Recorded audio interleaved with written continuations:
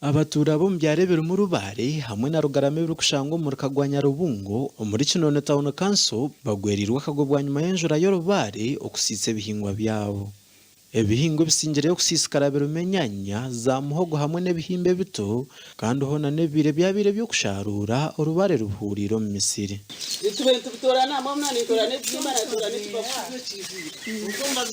Rirwa kagwe nyumwazi yo hashahaye 11 ubwenya misho yo kwetu Rubare tutire bihingwa ngo kumukubereba biyo nafisiskire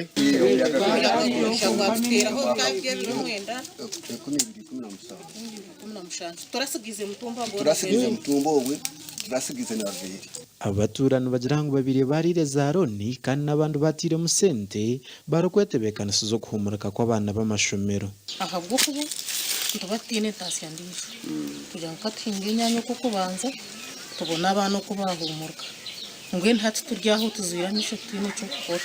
Athanasius Gumisereza owa production habwa district ya Rwampara yashaba batako kongera kuri nebyo bahangwa okwera indebe zubunkebi hamwe nebindi. Into bitukora ngo nebyo ntunguko mwe nibyo bigize ki biberesere byo okutemebra kumara ibisharra ibyo nibiberesere ensi yatanika tagaskwe yongera then hati na nezero zikutunga nazo zikabambi no mwezi kizira umwire butaruwe.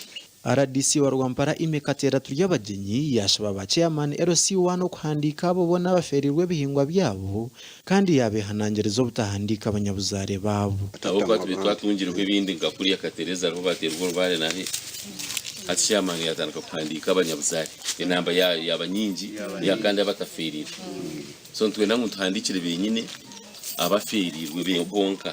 Abantu 95 harigana mu district ya Rwampara babahabwo kuhinga kandi baturana batiganisa ubwe bigwererezi na munongo kutandikana mu mwaka gwa 2017.